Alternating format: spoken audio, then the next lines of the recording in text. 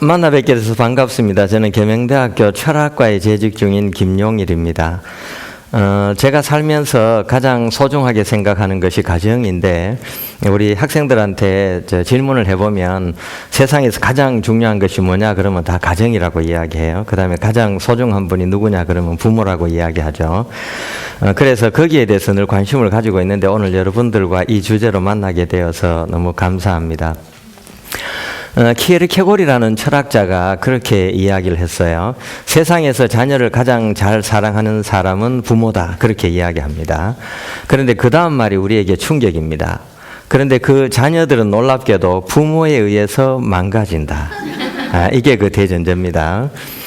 왜냐하면 대부분의 사람들은 결혼을 하기 전에 왜 결혼을 해야 하는지, 결혼이 무엇인지, 결혼 생활이 과연 어떠한지 잘 모르고 결혼을 해요. 근데 더더군다나 그 자녀를 낳을 때 이 자녀를 내가 어떻게 키워야 될지 전혀 공부도 하지 않은 상태에서, 교육도 받지 않은 상태에서 자기 자녀들을 가르치게 되죠. 그러다 보니까 무수한 시행착오를 겪을 수밖에 없습니다. 행복하기 위해서 하는 결혼이 왜 불행해지느냐 하면 결혼에 대해서 아무것도 알지 못하고 준비가 되지 않은 상태에서 결혼하기 때문이라면, 내 자녀가 세상에서 가장 아름답고 멋지게 크길 바라는데 그 자녀가 시간이 지나면서 내 말을 듣지 않고 정말 말썽꾸러기로 전락하게 되는 그 이유는 내가 자녀에 대해서 전혀 모르고 자녀를 어떻게 양육하는 것이 가장 이상적인 것일까에 대한 그런 개념이 없기 때문이라고 생각합니다. 그래서 우선은 우리가 그 키에르케고르 이야기했던 그 명제에서부터 한번 시작해 보면서 어떻게 하면 행복한 가정을 만들 수 있는가, 어떻게 하면 내 자녀들이 세상에서 가장 멋진 자녀로 성장할 수 있게 될 것인가, 거기에 대해서 한번 생각해 보는 시간을 가졌으면 좋겠습니다. 저는 수준이 높지 않기 때문에 제가 하는 이야기는 적을 필요도 없고요. 그냥 따라오면서 듣기만 하면 됩니다. 대체로 사람들은 자기 자녀를 가장 멋지게 키우려고 노력합니다. 그런데 우리가 결혼할 때 잘못된 전제를 가지고 결혼하는 것처럼 자녀들도 잘못된 전제에서부터 키우기 시작합니다. 요즘 아이들 결혼할 때 필요한 것이 뭐냐고 물어보면 남자는 집이라고 이야기해요.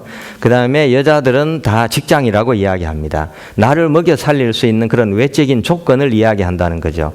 그런데 놀랍게도 결혼하기 위해서 나를 선택한 그 사람과 둘이 행복해질 수 있는 마음의 소통이나 두 사람의 이해의 공감대, 어떻게 하면 내가 사랑한 당신을 위해서 헌신하고 희생하면서 당신을 행복하게 만들어 줄 수 있을까, 거기에 대한 준비는 전혀 하지 않습니다.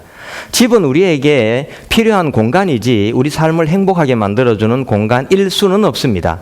두 사람이 어떤 마음으로 서로를 바라보고 사랑하는가, 이것이 가장 중요한 것임에도 불구하고 대부분 사람들은 외적인 조건만 선택한다고 볼 수 있다는 겁니다. 그래서 결혼하고 나면 부부가 갈등이 생기기 시작합니다. 사랑에 빠졌을 때는 모든 것이 다 이해가 됩니다. 제가 늘 강연 나가면 예를 잘 드는 건데요. 결혼하기 전에는요, 내 애인이 아주 말랐으면 너무 좋습니다. 너무 날씬하니까. 그리고 살이 좀 쪘으면요, 퉁퉁해서 좋아요. 정말 볼륨도 있고. 그리고 키가 작으면 너무 아담합니다. 사람은 자고로 작아야지 인물이 클 수가 있거든요. 키가 크면요, 늘씬해요. 다니기도 좋고 정말 재밌어요. 그리고 술 좀 그만 마셔라, 담배 좀 그만 피울래 그러면 너무 애교가 많습니다. 나를 너무 생각해 준다, 이런 판단을 하게 되죠. 그런데 결혼하고 한 3년만 지나면 갑자기 말이 달라집니다. 남 클 때 뭐 있냐? 대박 나옵니다. 그 다음에 키만 크면 다냐? 그렇게 이야기하죠. 그 다음에 그만 먹어라, 살찐다, 이렇게 말합니다. 그 다음에 아무리 먹어도 살도 안 찌는데 뭐하러 먹니? 이렇게 말해버려요. 돌변해버립니다. 그 다음에 애교로 들리던 모든 말들이 잔소리로 들리기 시작해요. 잔소리 그만해라, 그렇게 이야기합니다. 그런데 이런 급격한 변화가 어디서 초래하냐 하면 내가 왜 결혼했는지에 대한 정확한 이해가 부족하기 때문이에요. 그래서 내가 결혼할 때는 그 사람의 모습이 될 각오로 결혼을 했지만, 결혼을 하고 난 다음부터는 내 아내가 나를 위해서 하녀가 되어주길 원한다는 겁니다. 여성들도 마찬가지예요. 내가 어떻게 하면 남편을 행복하게 만들어줄 것인가, 그렇게 생각하지 않고 어떻게 하면 저 남자가 나를 세상에서 가장 행복한 여자로 섬길 수 있겠는가, 이런 관심을 가지기 때문이에요. 늘 저는 그래서 친구들에게도 이야기를 많이 하는데요. 한국에서 쥐값이 한국에서 제일 비쌉니다. 세계에서. 남편 월급은 전부 쥐꼬리만 한 월급이죠. 쥐꼬리 가격이 남편의 한 달 월급에 해당되는 그런 가격이에요. 그리고 남편이 저녁에 살아 들어왔을 때 아내들은 별로 행복해하지 않아요. 별로 기뻐하지 않아요. 이 험한 세상에서 죽지 않고 다치지 않고 살아 들어온 것이 얼마나 큰일입니까? 그런데 별로 감동해하지 않아요. 그런데 보너스 좀 타왔다 그러면 갑자기 희색이 만면하게 되죠. 예? 그런데 그 보너스를 계속 타다 줄 수 있는 사람은 남편임에도 불구하고 남편이 살아 들어온 그 사건에 대해서는 감동하지도 않고 별로 놀라지도 않아요. 그래서 남편이 문을 열고 들어오는 순간 집에서 키우는 강아지가 뛰어나와서 남편을 환영하듯이 그렇게 아무도 환영하지 않아요. 그러면서 여자들은 남자들로부터 사랑을 받기를 원한다는 거죠. 여러분들 강아지가 남편보다 더 사랑스러운 것은 이유가 있죠. 강아지가 주인의 발자국 소리만 들어도 미친 듯이 좋아서 날뜁니다. 그런데 여러분들은 남편 발자국 소리나 문 여는 소리 듣고 첫날 만났을 때처럼 가슴 뛰면서 흥분하는 경우가 있습니까? 없어요. 예. 그런데 어떻게 그 아내를 남편이 들어오면서 행복한 표정으로 안아줄 수 있겠습니까? 불가능해요. 강아지는 남편이 들어오면 뛰어와서 안기고 핥고 난리가 납니다. 그런데 집에 들어가도 아내들은 소 닭 보듯이 쳐다보고 있다는 거예요. 자, 그러면 여자들은 남자가 들어왔을 때 기를 살린다고 이야기하지만 들어오자마자 강아지 하듯이 안겨가지고 막 뽀뽀하고 그죠? 안아주고 당신 최고야 이러면 남편들이 다 넘어갈 텐데 그렇게 하지 않아요. 마찬가지입니다. 남편도 집에 들어갈 때 아내를 볼 때 세상에서 가장 멋진 아내라는 생각을 하지 않아요. 남편 빼놓고 다른 남자들은 다 나를 세상에서 가장 멋진 여자라고 인정해 주는데 하필 그 사람만은 인정해 주지 않는 거죠. 그러면서 남편이 들어와서 왕자 대접을 받으려고 한다는 것에 대해서 여자들은 동의를 할 수가 없어요. 자, 우리는 행복할 수 있고 사랑받을 수 있는데 그 모든 기회를 스스로 놓쳐버리게 됩니다. 왜 우리는 행복하기를 원하면서 행복할 수 있는 말이나 행동은 하지 않는가? 이것은 바로 우리가 인문학적인 사고의 부재, 본질에 대한 사고의 부재라고 이야기할 수 있습니다. 사람이 어떤 존재인가를 정확하게 알고 우리가 어떻게 하면 행복할 수 있는가 거기에 대해서 고민할 수 있게 된다면 우리는 이제부터 행복을 향해서 여행을 떠날 수 있게 된다는 뜻입니다. 자, 여러분들 이제 자녀와 부모의 관계를 한번 들어가 봅시다. 자, 자녀가 부모로부터 사랑받을 때 행복하고 부모는 자녀가 있어서 행복합니다. 그런데 이 자녀는 부모에 의해서 매질과 욕설을 배우기 시작하고 세상이 얼마나 험악한 것인가를 배우기 시작합니다. 이 부모가 자녀를 바라봤을 때 자녀가 뛰어다니다가 컵을 깨뜨리거나 물을 엎지를 때가 있어요. 그런데 이때 부모는 참지 못해요. 이 아이가 어른으로서 행동하길 바랍니다. 아이는 뛰어다니다 보면 쏟기도 하고 엎지르기도 합니다. 그건 정상입니다. 여러분들도 크는 과정에서 물 한 번 안 쏟아본 사람 손 들어보세요. 없을 거예요. 그런데 아이가 마치 물을 한 번 쏟던가 유리컵을 깨게 되면 흥분해서 아이에게 욕설을 하게 돼요. 아이의 마음이 찢어지는 것은 전혀 고민하지 않습니다. 그리고 입에서 나오는 말이 아이에게 치명적인 말들이 됩니다. 갑자기 어떤 극심한 부부인 경우는 생식기 이름, 가축 이름이 튀어나오죠. 대부분은 그렇지 않겠지만, 그리고 그 아이에게 입에 담지 않아야 할 말들을 담게 됩니다. 그때 아이는 이런 생각을 하죠. 내가 그런 존재인가? 스스로 자기를 돌아볼 수 있는 기회를 갖게 됩니다. 더 극심한 경우에는요, 자녀들 앞에서 부모들이 싸웁니다. 그리고 이 아버지가 어머니한테 이 바보 같은 여자야 그렇게 이야기합니다. 그러면 이 아들은 순식간에 교육이 되죠. 아, 내 엄마는 바보구나. 그 다음에 아내가 남편에게 이렇게 말합니다. 이 멋대가리 없는 남자야. 뭐 좀 극심하게 표현하면 다르겠습니다만 방송이니까. 그때 이 아들은 자기가 세상에서 가장 멋대가리 없는 아빠의 아들이라는 것을 알게 됩니다. 그래서 나는 멍청하고 멋대가리가 없는 사람의 조합이다. 금방 알아차려버립니다. 순식간에. 자녀들이 가장 싫어하는 것은 부모가 싸우는 것이에요. 그런데 놀랍게도 자녀 앞에서 부모들이 싸울 때는 마치 스파르타쿠스처럼 로마의 용병처럼, 그죠? 전투사처럼, 검투사처럼 그렇게 싸우게 된다는 뜻입니다. 이것이 얼마나 큰 불행이고 자녀에게 씻기지 않는 큰 아픔이라는 것을 부모들은 별로 생각하지 않아요. 그래서 자기도 모르는 사이에 자녀들은 망가지기 시작합니다. 남편도 멀어지기 시작해요. 여러분들 이 노래 알죠? 그죠? 점점 더 멀어져 간다. 매일 이별하며 살고 있구나 하는 노래가 있어요. 나는 행복해지기 위해서 결혼했는데 남편도 점점점 멀어져 가고 자녀들도 점점점 멀어져 갑니다. 그래서 이 자녀가 크게 되면 부모들은 자녀들이 자기를 존중할 거라고 착각합니다. 그런데 자녀들은 이미 크는 과정에서 내 부모는 존경하지 못할 존재라는 것을 숙지하게 됩니다. 학습하게 된다는 뜻이에요. 우리는 우리가 알지 못하는 사이에 이렇게 불행을 향해서, 앞을 향해서 돌진하게 되는 그런 어리석은 삶들을 상당 부분 살아가고 있다고 말할 수 있습니다. 저는요, 사실 어릴 때 가슴 아픈 추억을 가지고 있어요. 제가 세상에서 가장 소중하게 생각하는 단어는 두 개입니다. 하나는 어머니의 눈물이고 두 번째는 기다림이라는 단어입니다. 저는 대구 명덕초등학교를 나왔는데요. 그때 우리 반이 72명이었어요. 5학년 때. 그런데 제가 71등을 했죠. 지금도 그 72등이 누구인가 궁금해요. 왜냐하면 저는 2학년 학교 가서 자리에 앉아서 수업 듣다가 정신을 잃어버리고 난 다음부터 2학년, 3학년, 4학년, 5학년 때까지 학력이 거의 없기 때문입니다. 학교를 거의 못 다녔기 때문에. 그런데 그 우리 반에서 제가 72등이 돼야 되는데 71등이에요. 지금도 궁금해요.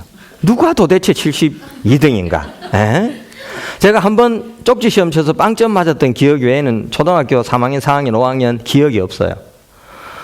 자, 그런데 제가 어릴 때부터 꼴찌하고 사람 노릇을 못하니까 우리 어머니 친구들이 저를 다 바보라고 조롱하고 놀렸어요. 그런데 우리 어머니는 너는 훌륭한 사람이 될 거야. 언제나 그렇게 이야기하셨어요. 소위 말하면 싹수도 없는 알을 갖다 놓고 너는 멋지고 훌륭한 아들이 될 거야. 그렇게 늘 이야기하셨다는 거예요. 제가 중학교 시험을 쳤는데 그때는 시험 쳤을 때입니다. 제가 대구에 있는 능인중학교를 그때 떨어졌어요. 지금은 명문이지만 그때는 좋은 학교는 아니었어요. 우리 앞집 아이는 능인중학교 합격해서 책상 사러 다니고 뛰어다닐 때 저는 사람들로부터 우리 어머니 친구가 직접 이렇게 이야기하셨죠. 자는 빨리 죽는 게 나은데 살아서 지도 괴롭고 니도 괴롭다. 죽도록 놔두라. 이런 말을 어머니 친구가 어머니에게 하셨어요. 지금도 기억하고 계세요, 어머니가. 그런데 제가 2차 시험을 넣었는데 그때 우리 집에서 협성중학교가 가까웠어요. 향교에 있는 데 살았기 때문에. 그런데 우리 선생님이 원서를 안 넣어주시는 거야. 야는 협성중학교 가면 떨어진다는 거예요. 그리고 오성중학교나 대성중학교 가라고 이야기했어요. 그래서 저는 협성중학교보다 조금 못한 학교가 있다는 건 알아요. 그런데 어머니 생각으로는 오성중학교는 방천에 있어서 너무 춥고 대성중학교는 집에서 너무 먼데 야는 몸이 너무 약해서 학교를 못 다닌다. 그런 생각을 했어요. 그래서 선생님이 원서를 안 써주니까 마지막 날 재수시킬 때니까 써다오 이렇게 이야기했어요. 그래서 우리 선생님이 마지막 시간에 어쩔 수 없이 어머니가 끝까지 포기하지 않으시니까 협성중학교 원서를 썼어요. 근데 여러분들 꼴찌는 재수해도 좋은 데 못 갑니다. 그건 알고 있죠. 재수는 원래 전교 1등에서 10등 이런 학생들이 시험을 잘못 쳤을 때 가는 곳이에요. 그런데 저는 어머니가 그렇게 배짱 내밀었다는 게 지금은 신기해요. 그런데 협성중학교 합격자 발표를 보러 갔는데 제가 합격이 됐어요. 협성중학교에. 놀라운 일이에요. 선생님은 떨어진다고 이야기하셨고, 그런데 사람들은 쟤는 사랑구실을 못한다 그랬는데 협성중학교를 들어갔죠. 근데 이게 중요한 게 아니고 합격자 발표를 보러 갔는데 우리 어머니가 그 합격자 발표를 보시다가 제 이름이 나오니까 눈에서 눈물을 주르르 흘리셨어요. 그 마당에 선 채로 학교 운동장에 제 손을 잡고 계시면서. 그래서 제가 어머니를 바라보면서 이렇게 물었어요. 엄마 왜 울어? 그랬더니만 어머니가 네가 살아서 중학교를 간다는 게 너무 기쁘고 행복하다. 네가 살아서 중학교를 간다는 게. 이 말씀, 이 표정을 저는 지금도 잊지 못해요. 제가 평생 간직하고 있는 세상에서 가장 아름다운 장면이에요. 그때 제 친구들은 경북중학교 들어가고 대구중학교 들어가고 사대부중 들어가고 그럴 때입니다. 그런데 협성중학교 들어갔는데 어머니가 너무 기뻐서 눈물을 흘리셨다는 거예요. 여러분들 자녀들이 대구에서 제일 꼴찌되는 학교에 합격했을 때 너무 감동해서 네가 살아있어서 중학교 들어가서 너무 행복하다 이렇게 안고 감사하면서 등 떠들어 줄 사람 있습니까? 저는 제 인생에서 가장 소중한 추억이에요. 나중에 제가 어른이 되어서 그 사실을 깨닫게 되었어요. 아, 살아있다는 것, 이것은 희망이 있다는 것을 의미하구나. 모든 것을 다 잃었다 하더라도, 아무것도 가진 것이 없다 하더라도 새롭게 시작할 수 있는 그런 멋진 기회를 가졌다는 것을 의미하구나. 저는 그것을 나중에 어른이 되어서 깨달았어요. 그래서 중학교 졸업하고 재수해서 고등학교를 간신히 들어갔습니다. 달성고등학교 제가 1회 졸업생이에요. 1회는 원래 머리가 별로 좋지는 않습니다. 1회 졸업생이에요. 그리고 또 재수해서 계명대학교 철학과를 겨우 들어갔습니다. 아버지가 못 가게 하시는데 우리 어머니가 얘는 몸이 너무 약하니까 대학을 나오지 않으면 먹고 살기가 어려울 거야. 이래가지고 우리 외할머니가 끼고 계시던 반지를 유산으로 주셨는데 이걸 팔아가지고 대학 등록을 했어요. 그리고 난 다음에 제가 대학을 다녔는데요. 어릴 때부터 놀던 그 습관은 쉽게 고쳐지지가 않아요. 그래서 대학 3학년 때까지 정말 즐겁게 인생을 향유했죠. 제가 초등학교 4학년 때부터 정말 잘하는 것이 하나가 있었는데 타의 추종을 불허하는 것이 있어요. 그것은 술 마시는 거예요. 초등학교 4학년 때 의사 선생님이 술을 한 잔씩 혈액순환을 위해서 마시라고 하셨는데 마시다 보니까 나중에 중학생 됐을 때는 벌써 술에 적수가 없을 정도로 최고의 경지를 가지게 됐었어요. 자, 여러분들, 우리는 자녀들이 술을 한 잔 마시고 담배를 한 대 피우면 인생 끝난 것처럼 이야기하는데 그것이 우리 인생을 망치지는 않습니다. 아무것도 모르고 습관적으로 의식 없이 살아가는 그 삶이 가장 무서운 것이에요. 저는 대학 3학년 때까지 그렇게 살았습니다. 내가 왜 사는지, 무엇을 해야 행복한지 아무것도 돌아보지 못하고 그저 숨 쉬고 아침에 일어났으니까 학교 가고 이렇게 동물처럼 살아갔었습니다. 그런데 대학교 4학년 올라가기 전에 3학년 2학기 중간고사 끝나고부터 저를 돌아보기 시작했어요. 제 평생의 은사이신 우리 백성균 선생님께서 그때 실존철학 강의를 하셨는데 그 수업을 들으면서 저는 처음으로 저 자신을 돌아보기 시작했어요. 내가 이렇게 살아가는 것이 과연 나도 행복하고 나와 함께 있는 사람도 행복할 수 있는가? 진지하게 내가 살아왔던 삶들을 돌아보기 시작했습니다. 그리고 앞으로 내가 살아갈 삶은 과연 행복할 수 있겠는가? 거기에 대해서 물음을 던지기 시작했습니다. 정말 집도 가난했고 공부도 못했고 아무것도 갖지 못했다는 것을 처음으로 깊이 새기게 되었습니다. 그리고 지금 내가 여기에서 무엇을 해야 할 것인가? 우리 선생님의 말씀대로 결단이라는 것을 하게 되었습니다. 그리고 공부라는 것을 처음으로 시작하게 되었습니다.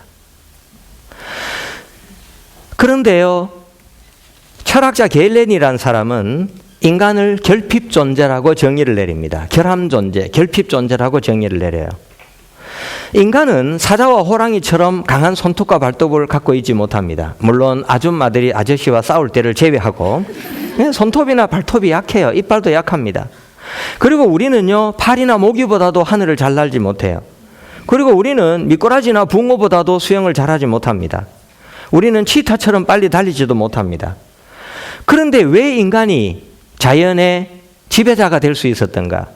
그것은 바로 부족하기 때문이다. 그런 결론을 내립니다. 우리는 무기를 만들게 됩니다. 잠수정을 만들게 됩니다. 우주선을 만들게 됩니다. 부족하다는 것을 자각하고 스스로를 돌아보면서 자기 스스로 그 한계를 극복하려고 노력하는 순간 꼴찌가 변해서 1등이 되는 기적의 존재가 될 수 있다는 것이 바로 인간이라는 것을 저는 그때 깊이 새겼습니다. 그래서 오늘 강의 주제 중에 하나인데요. 그때부터 나는 나를 사랑하기 시작했습니다. 그리고 나를 돌아보기 시작했습니다. 지금까지 사람들은 나를 조롱했다면 이제부터는 그 누구도 나를 조롱하지 못하도록 나를 변화시킬 것이다. 자기를 돌아보고 내 한계를 인정하고 한계에 도전하기 시작했습니다. 그리고 이제부터는 사람들로부터 손가락질이나 조롱을 받지 않는 멋진 사람으로 변화되고 싶다. 그런 마음을 가지게 되었죠. 그 이후 제 인생은 완전히 달라지게 되었습니다. 저는 성격이 내성적이었기 때문에 웃을 때도 입을 가리고 웃고요. 말도 크게 못했어요. 그때부터 크게 웃기 시작했습니다. 크게 말하기 시작했습니다. 그리고 내 삶을 불확실한 미래를 향해서 올인하기 시작했습니다. 대학원에 갈 수 있다는 상상도 못했는데 대학원에 원서를 넣고 다니기 시작했습니다. 그리고 독일에 유학 갈 때는 우리 선생님께서 네가 대구와 계명대학교를 위해서 유학을 떠나라고 말씀하셨을 때 두려웠지만 선생님이 비행기표를 사주시면서 가라고 말씀한 그 말에 순종해서 독일로 유학을 떠났습니다. 제가 결혼할 때나 대학원 다닐 때나 유학 갈 때나 군대 갈 때나 저는 부모님으로부터 한 푼도 받은 기억이 없습니다. 그래서 독일에서 공부할 때 하루에 10시간 일하고 하루에 10시간씩 공부하면서 하루에 3시간, 4시간 자면서 튜빙엔 대학에서 5년 만에 박사학위를 받고 귀국할 수가 있었습니다. 그때부터 저는 불가능한 내 인생에 새로운 희망의 빛을 비추지 않는다면 내 삶은 아무런 의미가 없다는 것을 깊이 자각했기 때문입니다. 그리고 그 이후에 내 인생은 달라지기 시작했습니다. 여러분들, 이제부터 제가 부탁드리고 싶은 것은 정말 자기를 한번 멋지게 사랑해 보십시오. 내 표정이, 내 말이, 내 삶이 나와 함께 있는 사람들이 감동할 수 있는가? 나와 함께 있기 때문에 행복하다고 말해줄 수 있는가? 내가 행복의 근원, 사람들이 모두가 나와 함께 있고 싶어하는 그런 멋진 존재로 살아가고 있는가? 먼저 자기를 돌아보기 시작하면 그때부터 우리 삶의 멋진 변화는 시작되게 됩니다. 그렇게 된다면 우리는 말을 할 때 함부로 하지 않을 거예요.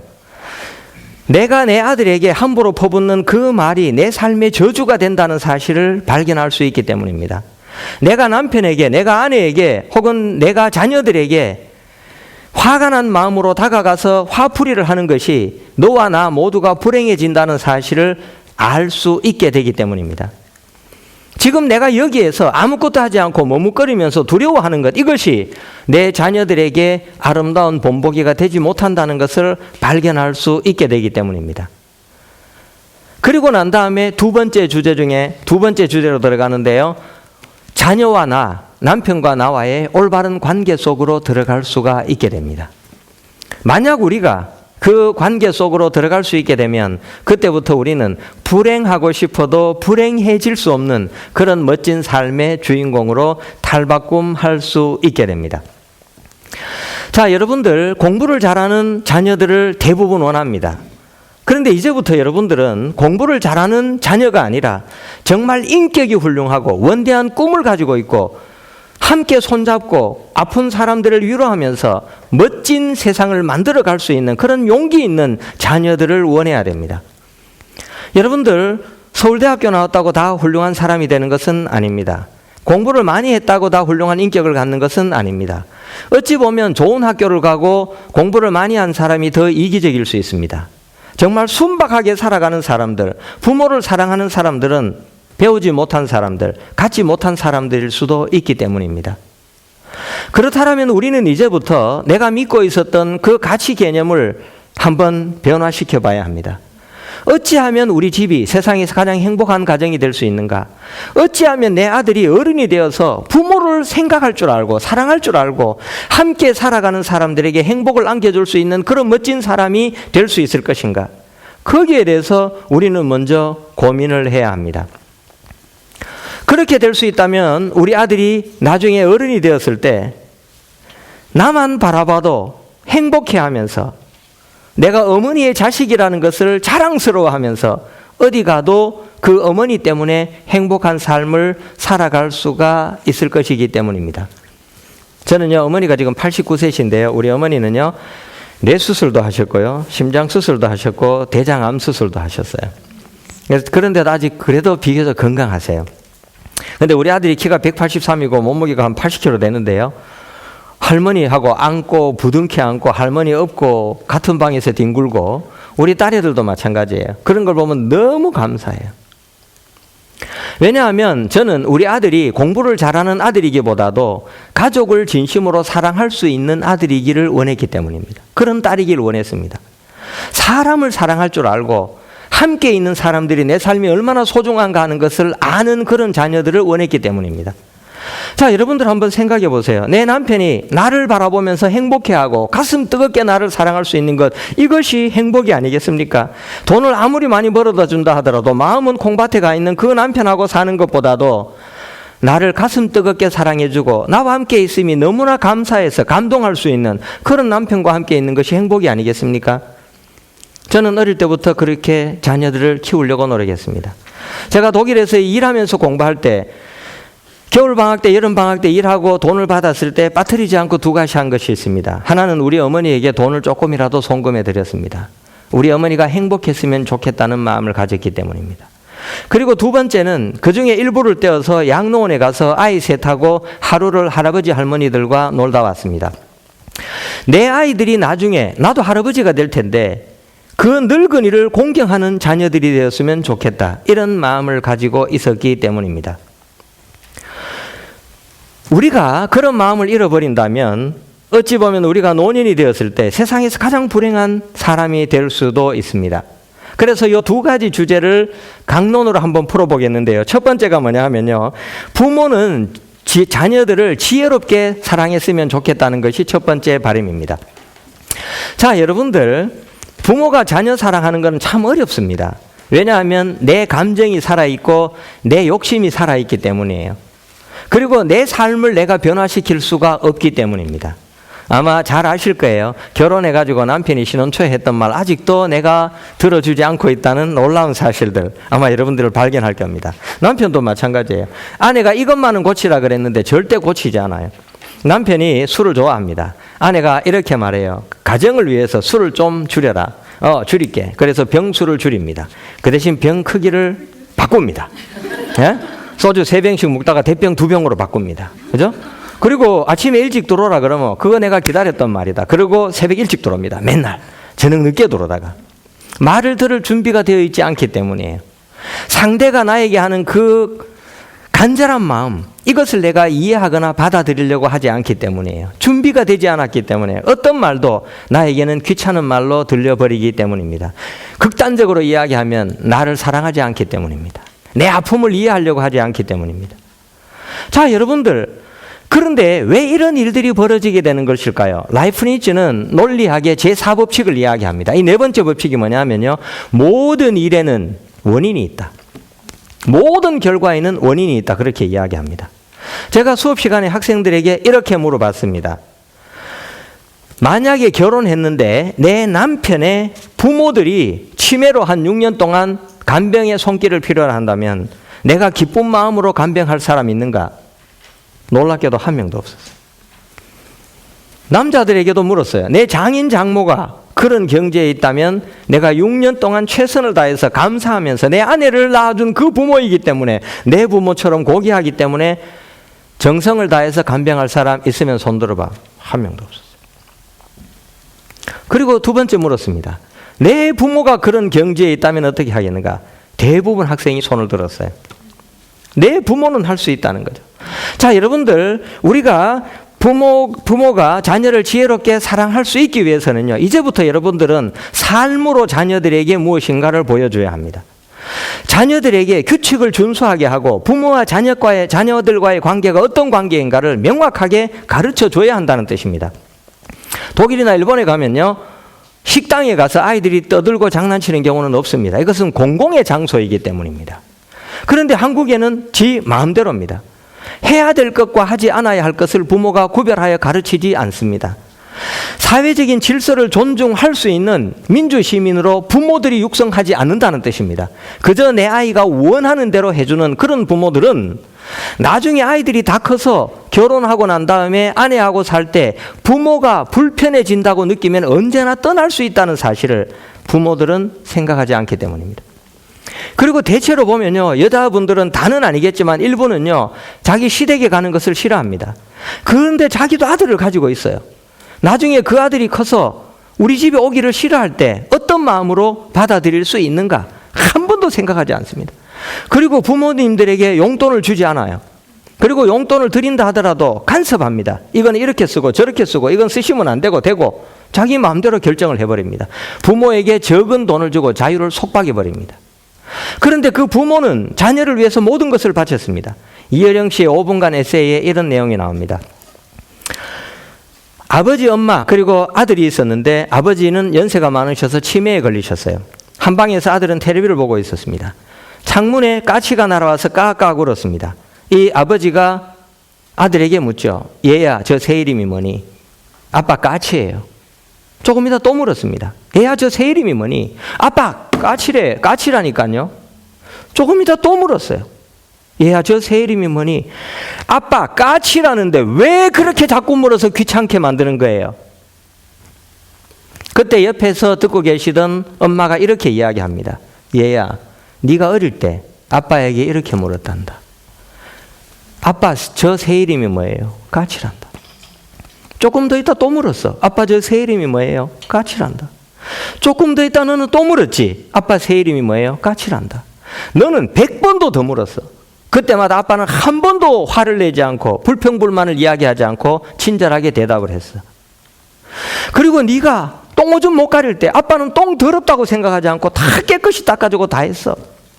그런데 너는 겨우 까치에 대해서 3번 물은 아빠한테 그렇게 화를 낼 수 있는 거니? 그렇게 이야기했습니다. 여러분들, 우리는 지금 근본을 잃어가고 있는, 잊어가고 있는 불행한 시대를 살아가고 있는지도 모릅니다. 우리를 위해서 모든 것을 다 바친 그 부모의 사랑에 감동하기는커녕 나이가 들면 유산만 탐하게 되는 그런 불행한 자녀들로 키워나가고 있다는 뜻입니다. 이것이 우리가 어찌 보면 자녀 키우는 방식이라고 말할 수 있다는 뜻입니다. 아마 TV에 보신 분도 계실 거예요. 중국 타파라는 마을에 왕일민이라는 사람이 살았습니다. 북쪽 몽골하고 접경 지역이에요. 이분이 연세가 77살이었습니다. 그 어머니는 99살이었어요. 이 어머니가 하루는 아들을 불러서 그렇게 말씀하시죠. 얘야, 내 너하고 중국 전역을 한번 여행하고 싶다. 가난한 어머니. 자, 여러분들, 가난한데 어머니가 어느 날 나를 불러서 야, 내 너하고 세계 일주 한번 하고 싶다. 하실 수 있으십니까? 이 아들은요, 아무것도 가진 것이 없었습니다. 그렇지만 사람이기 때문에 방법을 찾기 시작했습니다. 생각할 줄을 아는 사람에게는 불가능이 없습니다. 여러분들, 자녀를 키울 때 그렇게 키우십시오. 한계에 부딪혀서 물러나는 두려움 가진 존재가 아니라 어떤 한계라도 생각을 통해서 지혜롭게 극복할 수 있다는 것을 가르치십시오. 사람의 한계는 자기가 만든 한계입니다. 내가 할 수 없다고 생각하는 것이 자신의 한계입니다. 그리고 그렇게 설정해 놓은 한계는 결코 그 사람이 극복할 수 없습니다. 사람이 극복하지 못하는 한계는 없습니다. 자기가 생각하고 방법을 찾는다면 모든 것은 가능합니다. 이 왕일민이라는 사람은 자기가 농사 지을 때 쓰던 구루마에다가 자전거를 앞에 답니다. 고무줄로. 그리고 베니어판 좀 사다가 담을 만들고 지붕을 넣습니다. 그리고 창문을 크게 만들어요. 석양호라는 이름까지 쓰고 어머니하고 둘이 그릇 몇 개 챙기고 이불 몇 개 챙기고 여행을 시작합니다. 그 북쪽에서부터 남쪽으로 내려옵니다. 자전거를 타고. 자, 여러분들, 언덕이 있으면 77살 된 할아버지가 올라갈 수 있습니까? 자전거를 올려놓고 구루마를 올려놓고 어머니를 업고 언덕까지 올라갑니다. 또 다시 언덕에서 내려갈 때 자전거를 내려놓고 올라와서 또 구루마를 내려놓고 올라가서 어머니를 업고 내려갑니다. 이렇게 해서 이 사람은 산도 넘고 강도 건너면서 1년 동안 중국 남쪽에 있는 해남도, 남해까지 내려가게 됩니다. 그 다음에 이 어머니가 돌아가셨는데, 어머니가 돌아가시기 전에 이렇게 말합니다. 내가 지금까지 살아왔던 날 중에 너와 함께 여행했던 때가 가장 행복했다. 이 아들도 어머니가 돌아가시고 난 다음에 깨닫게 됩니다. 내 인생에 가장 의미 있고 소중한 일이 있다면 그 어머니와 1년 동안 여행을 했던 것이다. 자, 여러분들, 행복은 어디에 있는 것입니까? 행복은 어디에서 옵니까? 이 왕일민 씨의 자녀는 부모에게 효도하라고 말을 하지 않아도 효자가 될 겁니다. 왜냐하면 자녀들은 놀랍게도 부모가 하는 일들을 계속해서 보면서 입력시켰다가 나중에 따라하기 때문이에요. 어떤 어머니들 보면 정말 재밌습니다. 자녀에게 공부하라고 이야기합니다. 그리고 자기는 옆에서 TV만 보고 있습니다. 이렇게 이야기합니다. 내가 니라면 열심히 공부할 텐데, 그리고 자기는 공부하지 않습니다. 자, 여러분들, 자녀가 공부하기를 원한다면 어떻게 해야 됩니까? 자녀와 대화를 해서 설득을 해야 합니다. 두 번째는 자기가 몸으로 보여줘야 합니다. 언제나 집에 들어오면 우리 엄마는 책을 읽고 있었다. 그런 모습은 보여주기 싫어합니다. 자기는 귀찮으니까 하지 않고 자녀들에게만 강요합니다. 자녀들도 귀찮습니다. 그래서 자녀들도 엄마를 닮게 됩니다. 어떤 부모들은요, 정말 재밌는 부모들이 있는데요, 자기는 학교 다닐 때 공부를 안 해놓고 자녀들은 전교 1등 하기를 원합니다. 자, 여러분들, 지가 학교 다닐 때 공부 안 했는데 남편도 안 했는데 자녀가 갑자기 전교 1등이다. 그러면 반드시 남편은 유전자 금식을 의뢰할 겁니다. 이건 내 아가 아닐 확률이 높기 때문이에요. 아니면 돌연변이든가. 우리는 이런 불가능한 일들을 요구합니다. 자, 내가 공부를 하지 않았다면 내 아이도 언젠가는 나처럼 변화되길 기다려야 합니다. 제가 철이 들어서 공부를 했던 것처럼. 그런데 우리는 그런 시간들을 허락하지 않아요. 우선 초등학교 때 공부를 하지 못하면 이 자녀의 인생이 망가지는 것처럼 생각합니다. 여러분들, 칸트라는 철학자가 있는데 이 사람은 50대 다 돼가는 그때 처음으로 쓴 책이 철학계에 잊혀지지 않는 최고의 책이 됩니다. 그것이 바로 순수이성 비판이에요.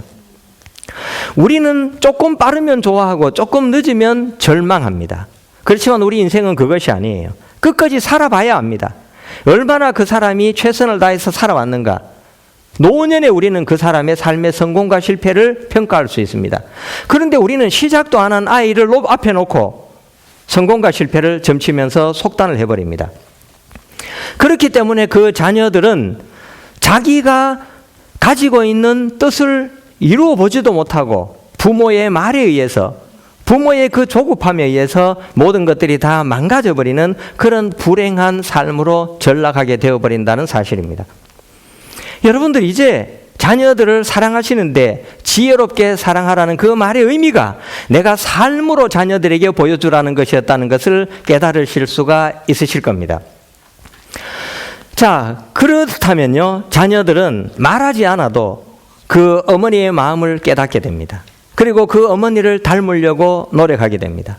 천마디의 말보다도 더 소중한 가르침이 그 아이의 가슴 속에 파고들기 때문입니다. 두 번째, 여러분들에게 제가 부탁드리고 싶은 것은요, 자녀들에게 말을 할 때 생각하고 또 생각해보고 말을 했으면 좋겠다는 그런 당부입니다. 우리는요, 대체로 생각 없이 말을 합니다. 싸울 때 남편에게 하는 그 말들 들어보면 어처구니가 없는 말들이 너무나 많아요. 기가 찬 말들이 많습니다. 남편이 정말 그래 된다면 내 인생이 불행할 텐데 우리는 너무나 쉽게 말을 뱉어버려요. 그죠? 아닙니까? 저는 그래 생각을 해요. 그러다가 만약에 남편이 나에게 한마디 쓸데없는 이야기를 하면 흥분해가지고 날뛰죠. 그죠? 지도 그래 말해놓고. 자, 여러분들, 사람들은 너무나 재밌는 존재예요. 제가 친구들하고 3명이 있어요. 자, 그런데 다른 친구가 없을 때 내가 한 친구한테 다른 친구를 욕합니다. 그럼 너무 재밌어요. 친구 욕하는 거 없을 때. 자, 그런데 어느 날 가다 보니까 그 친구 둘이서 나를 욕하고 있어요. 그때는 느낌이 어떻습니까? 돌아버리죠. 나는 남 욕하면서 쾌감을 만끽했는데 왜 남은 나를 욕하면서 쾌감을 만끽하면 안 됩니까? 정말 제대로 된 사람 같으면 지도 같이 붙어서 지 욕을 해야 됩니다. 너무 즐겁고 기쁘게. 그런데 우리는 그렇게 하지 않아요. 나는 남을 욕할 수 있지만 남은 나를 욕하지 못하게 만들어요. 자, 그런데 중요한 것은 우리가 하루 종일 말을 해도 내가 감동할 수 있는 아름답고 귀한 말들을 하루에 몇 마디도 하지 않는다는 뜻입니다. 대부분 쓸데없는 말들을 하면서 살아가요. 자녀들이 묻습니다. 엄마, 세상에서 무슨 꽃이 제일 예뻐? 장미야. 엄마, 백합이 더 예쁘지 않을까? 엄마, 사람들이 장미라고 그래. 쓸데없는 생각하지 말고 공부만 해. 이렇게 말해버립니다. 아이가 철학자가 되기 위해서 용투림하고 있는 그 순간에 엄마가 말뚝을 박아버리죠. 엄마, 왜 별들은 저렇게 허공에 떠 있는 거야? 만류인력 법칙이라는 게 있어. 뭐 그게 뭐야? 몰라 임마, 쓸데없는 거 자꾸 묻지 마라, 귀찮다, 이래 말해버립니다. 왜 우리는 아이들이 물을 때 내가 선생님께 한번 물어보고 답변해 줄게, 아니면 사전을 찾아볼게, 아니면 인터넷에 검색해 볼게, 아니면 엄마가 더 공부해서 답해 줄게, 이런 말들을 왜 하지 않는 걸까요? 그러면서 그 아이의 무한한 상상력이 왜 부모에 의해서 망가뜨려지도록 부모가 앞장서서 그렇게 행위를 하는 것일까요? 그것은 우리가 아이의 마음을 알지 못하기 때문입니다. 이해하지 못하기 때문입니다. 내가 하는 말의 의미를 모르는 것과 마찬가지로 아이의 그 마음을 이해하지 못하기 때문에 우리는 불행을 향해서 달려나가게 됩니다. 자, 여러분들, 우리가 자녀들에게 욕을 하는 그 순간요, 사람의 말에는 힘이 있습니다. 우리 자녀는 그렇게 변할 수도 있어요. 저는 어머니께 너무나 감사한 게요, 학교를 못 다니면서 4년 동안 어머니 품에 있었는데요, 우리가 어릴 때 슬픈 노래를 어머니는 절대 못 부르게 하셨어요. 어머니는 좀 과학적인 성향이 있으세요. 우리 아버지가 키가 한 160 정도 되고 어머니가 한 150도 채 안 돼요. 작으세요, 두 분이. 160 좀 넘으실 거예요, 아마. 그런데 아버지가 키가 적고 엄마가 키가 적으시거든요. 그래서 우리 엄마는 미국 사람이 키가 큰 걸 착안을 했어요. 그래가지고 보니까 미국 사람이 빵을 드시거든요. 그래서 저녁마다 맨날 빵집 줬어요. 그리고 고구마 중에 긴 거 큰 거만 샀어요. 안 팔리는 거 호박만한 거. 이런 걸 사다가 잘라가지고 주면 아버지는 맨날 불평불만이었죠. 물고기도 우리 어릴 때 그때는 칼치가 쌌어요. 맨날 칼치만 먹었어요. 길다고. 여러분들 제가 키가 178인데 이거는 기적입니다. 저는 비과학적이지만 어머니의 그 정성 때문에 제가 키가 이렇게 크게 된 거라고 생각을 해요. 왜냐하면 어머니의 그 눈물 나는 정성을 하늘이 거부하지 않으시기 때문에. 저는 그래서 키가 커요. 우리 어머니가 한 번은요, 우리 형제는 맞으면서 큰 적이 없어요. 공부는 못해도 우리 어머니 아버지가 착하셨기 때문에.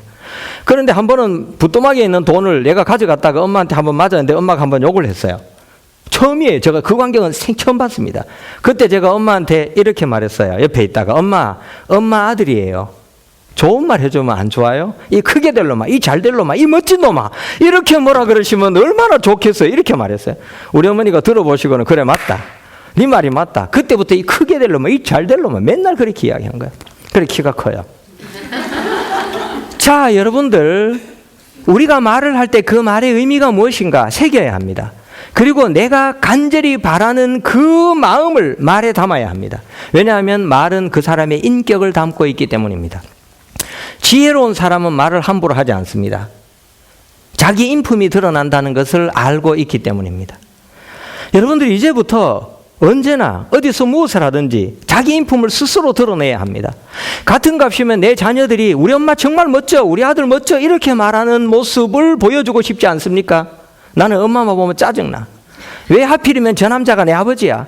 이렇게 말하는 것보다 환한 미소로 뜨거운 가슴으로 다가가서 자녀들을 안아줄 때 그 자녀들이 얼마나 행복하겠습니까? 저는 1학년 첫 수업 시간에 언제나 숙제를 냅니다. 집에 가서 엄마 아버지를 꼭 안아드리고 사랑한다고 말해줘. 엄마가 내 엄마라서 너무 감사하다고 말해줘. 아빠가 내 아빠라서 고마워. 이렇게 가르칩니다. 숙제를 냅니다. 자녀들이 어릴 때 부모는 모든 것을 다 해줍니다. 그런데 자녀들은 부모를 사랑한다고 말하면서 아무것도 해주지 않습니다. 서울여대 시화전에서 당선된 그 식구처럼 친구가 선물 하나 해주면 자기도 해주고 친구가 밥을 사주면 자기가 밥을 사주는데 부모가 수십 년 동안 먹여주고 입혀주고 재워주고 용돈을 줘도 부모에게 감사하지 않습니다. 오히려 잔소리한다고 불평불만입니다. 얼마나 잘못된 그런 삶을 살아가고 있습니까? 그런데 부모는 이미 권위를 잃어버렸기 때문에 자녀에게 설득도 못하고 강요도 하지 못합니다. 너희들 도대체 부모를 사랑한다는 것이 어떤 의미니? 부모를 사랑하는 사람 손들어봐. 다 손듭니다. 그러면 부모를 위해서 멋진 다이아몬드 반지 하나 선물한 적이 있어? 없습니다. 돈이 없어요. 그래 말하면. 돈이 없어. 좋다. 그러면 돈 없이 할 수 있는 것. 매일 아침마다 일어나서 엄마 고마워 사랑한다고 안아준 적 있어? 고백한 적 있어? 아무도 없습니다. 엄마 아버지가 그토록 원하는 공부를 한번 열심히 해본 적 있어? 왜 너희는 아무것도 하지 않으면서 부모를 사랑한다고 말하는 거야? 이거는 거짓이야. 진심이 담겨있지 않은, 행위가 따르지 않는 거짓이야. 그렇게 이야기를 합니다. 여러분들 우리는 핑계대기 바쁩니다. 나는 돈이 없으니까, 나는 형편이 어려우니까. 그런데 그 어려운 형편에서도 쪼개 쓰면서 사랑을 하는 사람들이 이 지구상에는 우리가 알지 못하는 정도로 엄청난 숫자의 사람들이 있다는 사실입니다. 왜 우리는 하지 않으면서 자녀들에게는 기대하는 것일까요? 이제 우리는 우리 입에서 나오는 그 말이 우리 삶과 일치해야 합니다. 여러분들 효자를 낳고 싶으면, 키우고 싶다면 이제부터 여러분들이 효자와 효녀가 돼야 됩니다. 그렇게 된다면 자녀들은 저절로 보고 크면서 그 부모를 세상에서 가장 행복한 부모로 만들어 줄 수가 있기 때문입니다. 세 번째 여러분들에게 부탁드리고 싶은 것이 있습니다. 부모는 자녀에게 어떤 경우든지 자신의 신념을 주입해서는 안 됩니다. 저는 요즘 부모를 만나면 가장 가슴 아픈 일이 있어요. 우리 아들 교대나 사대 가길 원합니다. 공무원 시험 치길 원합니다. 세상은 넓고 할 일은 많다고 어떤 재벌 총수가 이야기했었죠. 세상은 넓고 그 아들이 꿈과 뜻을 펼 이 우주가 무한한데 왜 우리는 중고등학교 선생이나 초등학교 선생이나 구급 공무원 시험 치기를 원합니까? 물론 이 직업은 다 훌륭한 직업입니다. 그런데 왜 내 삶 속에 숨겨져 있는 이 무한한 가능성을 단 한 번도 개발시켜 보려고도 하지 못하도록 쐐기를 박아버리는 겁니까? 놀랍게도 여러분들 자녀들은 신성을 가지고 있습니다. 불교에서 그렇게 말합니다. 모든 인간은 부처다. 우리가 무명무지하기 때문에 자기가 신이라는 것을 모르고 살아갑니다. 기독교에서도 똑같이 이야기합니다. 하나님이 사람을 흙으로 빚으시고 영혼을 불어넣어 주셨다. 하나님의 영혼을 가진 존재가 인간입니다. 그런데 이 인간이 죄를 지으니까 예수가 오셔가지고 자기 삶을 바꾸어서 이 사람들을 구원한 것이 기독교입니다. 쉽게 말하면 신이 목숨을 바꿀 정도로 고귀한 존재가 인간이라는 것을 기독교에서 이야기해주고 있다는 거예요. 그런데 왜 부모들은 자기 자녀를 무시하는 겁니까? 왜 모독하는 겁니까? 내 아들이 멋진 훌륭한 사람이 될 수 있다는 거, 정말 재벌 총수도 될 수 있고 대통령도 될 수 있고 세계적인 과학자도 될 수 있는데 왜 어릴 때부터 아이들의 꿈을 부모들이 다 망가뜨려 버리는 겁니까? 왜 도대체? 무엇 때문에? 아이들이 편하게 사는 것이 그렇게 중요합니까? 한 번밖에 없는 이 인생 멋지게 도전해서 모든 사람들이 존경할 수 있는 그런 사람으로 살아보도록 도와주는 역할을 하는 것은 불가능합니까? 이제부터 여러분들의 생각을 바꿔야 됩니다. 저는 자녀들에게, 학생들에게 이렇게 가르칩니다.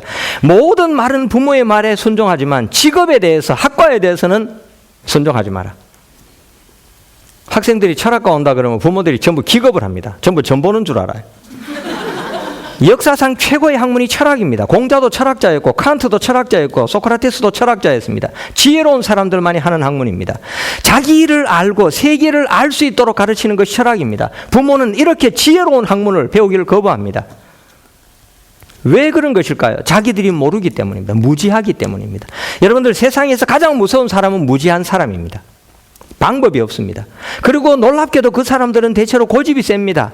자기가 어떤 판단을 내리고 있는지 모르면서 용감하게 판단을 내려버립니다. 자, 여러분들이 이제부터 자기 자녀들을 자유롭게 놔두십시오.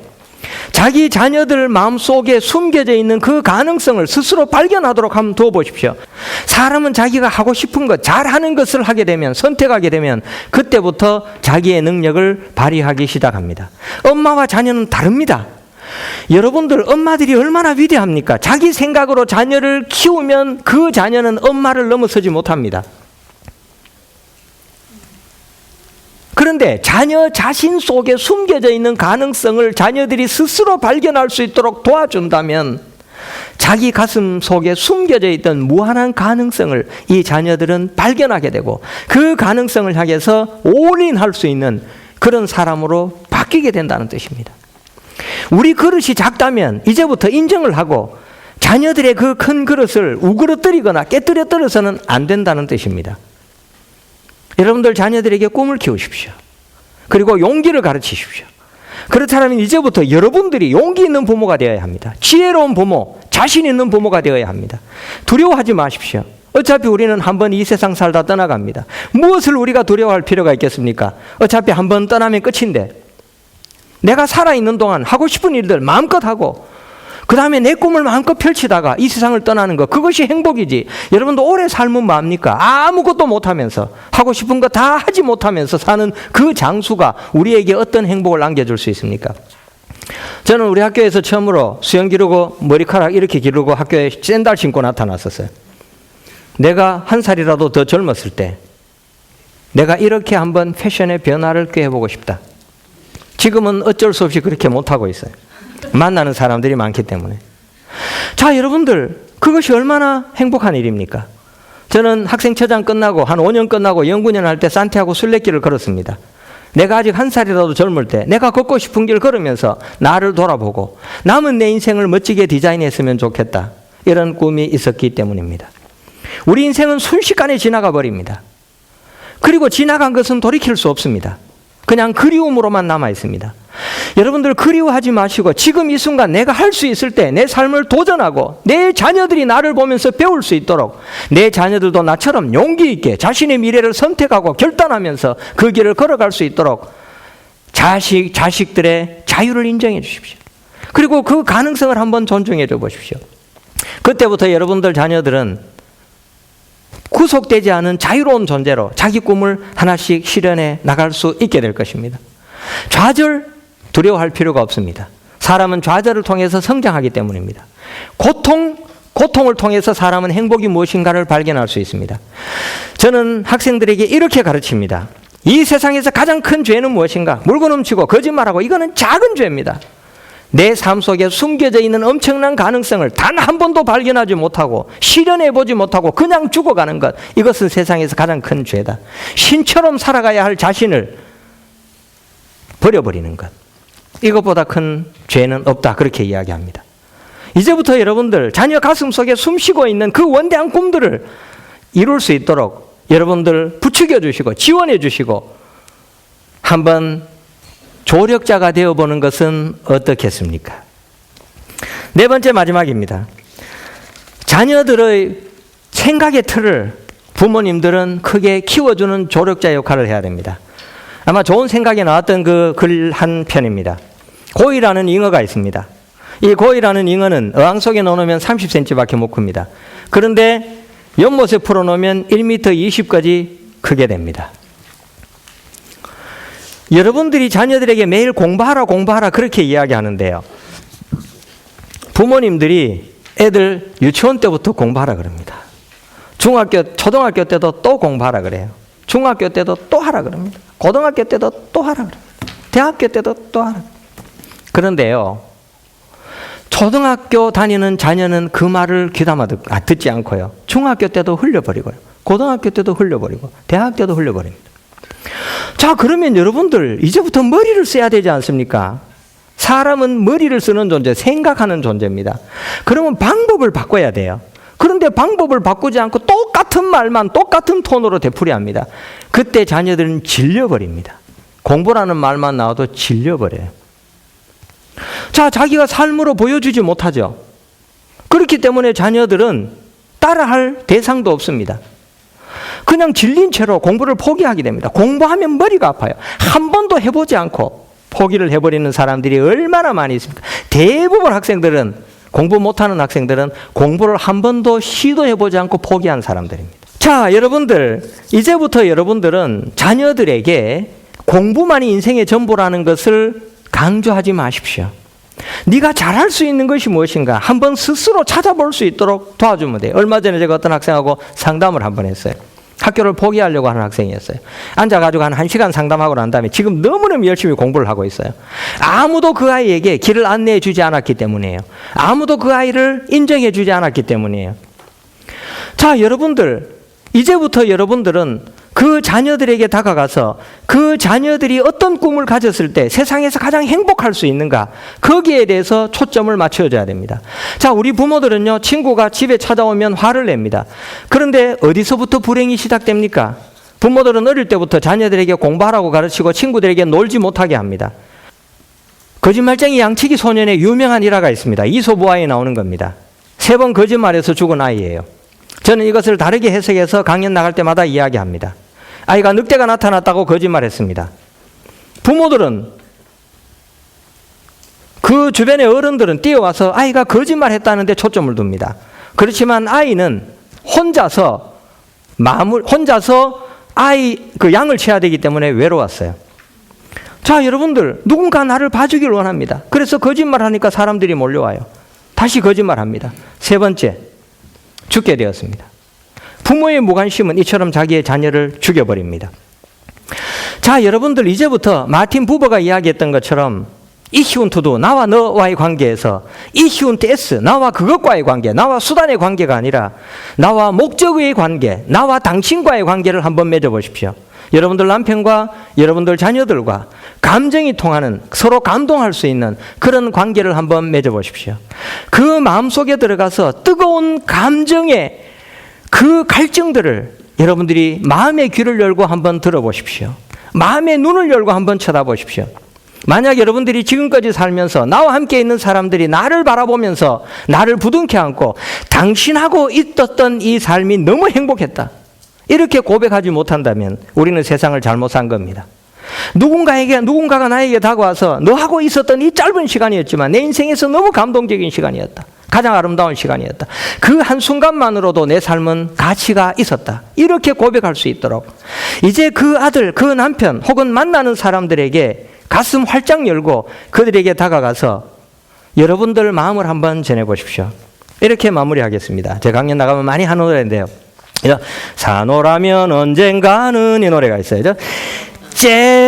째째하게 굴지 말고 가슴을 쫙 펴라.